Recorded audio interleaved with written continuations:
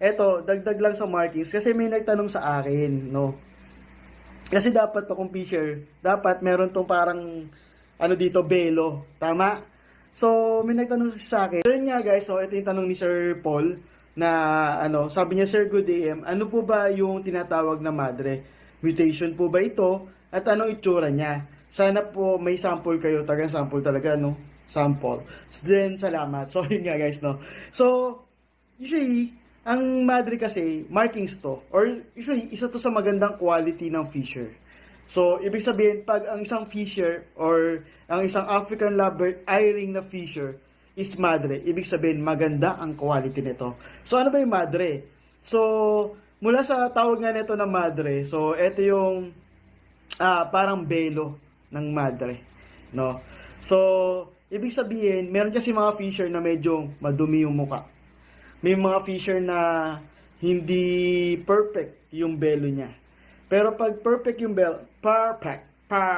Sorry, pag perfect yung belo niya, no. So, ibig sabihin maganda yung lighting, yung ano, usually may sample naman ako niyan dito. Ibig sabihin malinis yung mukha niya. At ang pwesto ng light gray at black is sakto dun sa likod niya. Sakto yung hati. Sakto lahat, no. So, pag sakto lahat yan, guys, yun yung tinatawag na madre.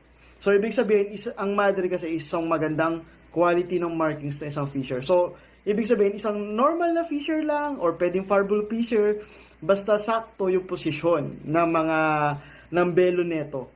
So, actually, from the word nga, madre. No? So, sakto yung belo ng madre ng fisher. No? So, yun nga yun. So, etong madre to, syempre, nakikita mo lang to sa fisher lang. Hindi mo makikita sa personato to kasi ang personata, walang belo, maskara yan, di ba? No? So yun nga guys, no, sana may mga natutunan kayo dito sa mga markings natin, no? Sana hindi rin kayo nalito sa explanation ko kasi nga ito pinag-uusapan natin is kalito-lituhan, pero sana natutunan nyo guys, no? Yung point or yung mga gusto ko lang ituro talaga sa inyo. So basta lagi ko nga sinasama nyo, basta usapang ITB, ayos yan. Let's go, thank you!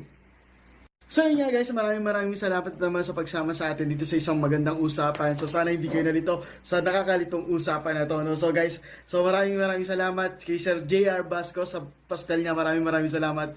Jeremy Tobias, Jay Manabat, Jordan Celestia, Benny Gravador, Bico Diaz, Rico Van de la Cruz, Francis Lim, Javier Nes, Nicky Dogs, Amuko, Jamaica Sinita, Ronaldo Durban, Gary Maon, John V. Maranan, sa mga kaibo natin dyan sa Tondo, mula sa family or Doronya, shoutout sa inyo guys.